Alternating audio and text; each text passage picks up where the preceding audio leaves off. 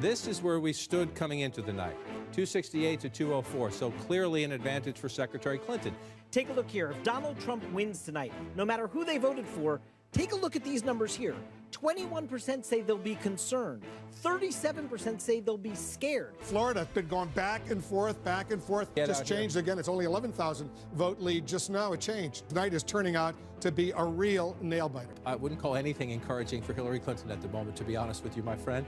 This is historic. People who were talking and laughing before are standing there not talking to the folks that they came with. Confirmed that Secretary Clinton has conceded. Donald Trump, the winner. Donald Trump. Donald Trump wins the presidency. The business tycoon and TV personality capping his improbable political journey with an astounding upset victory. Donald J. Trump will become the 45th president of the United States, defeating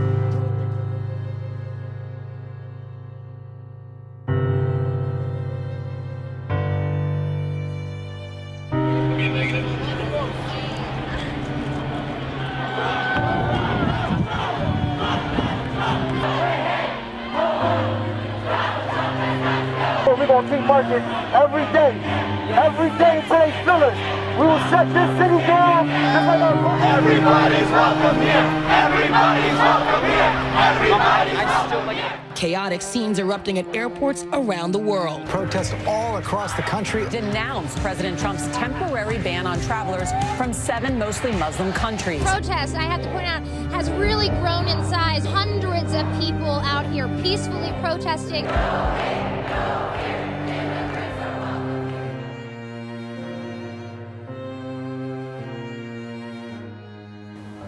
Like shortly after he won, someone wrote a death threat to the whole mosque that I go to in Wayland, Massachusetts. They wrote a letter saying that that Donald Trump was gonna do to the Muslims what Hitler did to the Jews. They were like, you better pack your bags and leave. And they signed it, Americans for a Better Way. When the Muslim ban the first time was put into effect, I was like, great, I'm glad my grandpa got back to Iran right before this happened, because like he had been staying here for a couple months, he came and visited, and then he got back, and then the Muslim ban was announced. I was like, all right, bye, Baba. See ya in 4 years, I guess. All these people in Iran who I'm related to, who were planning trips, who now can't come visit. And we were gonna go visit Iran this summer, and now we can't. So I used to get into Facebook arguments with people about the Muslim ban, because there were people who said like your religion is terrorist religion, and I had to be like, no it isn't.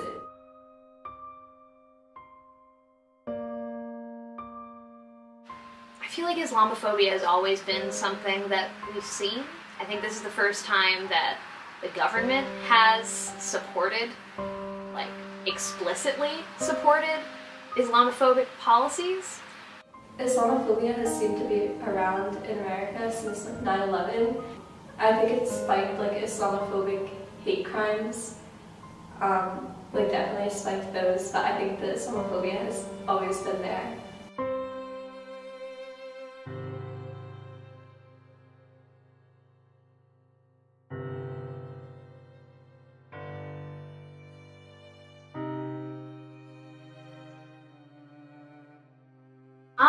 I think it's because there's really no positive imagery of Islam on TV. Before the Iranian hostage crisis in 1979, only 5 minutes a year of national news media sources in the United States were dedicated to covering stuff in Iran and the Middle East. The only coverage that we get is of negative stuff. We don't see good stuff that's happening in the Middle East. But I don't see anybody who like looks like me in media. I feel like in the media you can either be like a Muslim terrorist who is out to kill America, or you are a saint and you are Malala. Like there's no gray area.